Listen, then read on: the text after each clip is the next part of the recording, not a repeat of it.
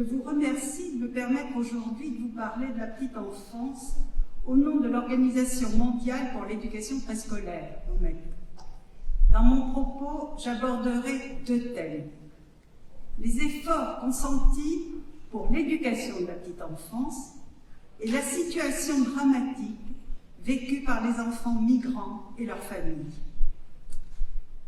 L'élan mondial en faveur de l'éducation de la petite enfance s'amplifie. Cependant, plus de la moitié des enfants d'âge préscolaire dans le monde, soit 175 millions d'enfants, ne sont pas inscrits dans une structure d'enseignement préscolaire. Dans les pays à faible revenu, seul un enfant sur 5 est inscrit dans une structure.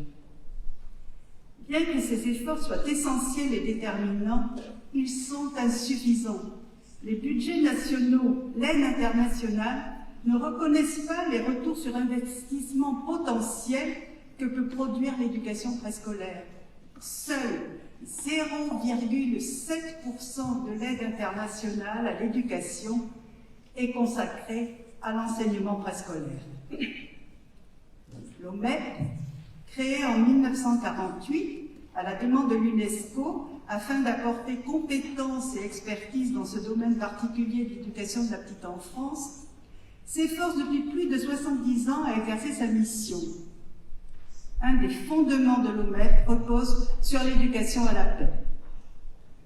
Notre plaidoyer dans quelques 70 pays pour un mieux-être de tous les enfants du monde s'efforce de faire respecter les droits de l'enfant, dont le droit à avoir une identité reconnue, des soins d'hygiène et de santé appropriés, et surtout le droit à une éducation de qualité, pour les filles comme pour les garçons, éducation respectueuse de tous les droits, et plus particulièrement pour les plus jeunes enfants, les familles démunies ou en grand désarroi. Les enfants ont droit de s'exprimer sur tous les sujets qui les concernent. Ainsi, ils ont la possibilité d'endosser leur futur rôle d'éco-citoyens du monde et de participer au développement de nos sociétés pour un avenir durable. Mon autre propos concerne les enfants vulnérables. Aujourd'hui encore, en Europe et dans le monde entier, beaucoup trop d'enfants vivent dans des camps ou sont emprisonnés. Les enfants migrants sont parmi les plus vulnérables. Ces enfants qui vivent dans des conditions extrêmes, dans des circonstances inimaginables, appellent à des actions immédiates.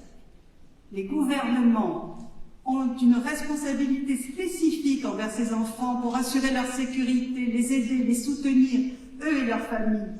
Pour ces jeunes enfants, chaque jour est une importance vitale pour leur santé physique et morale.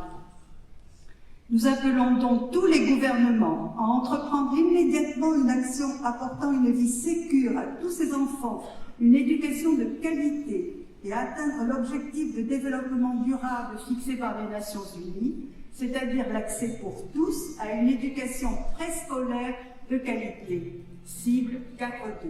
Je vous remercie pour votre attention. Merci. Madame Josette Laurent-Chastenay.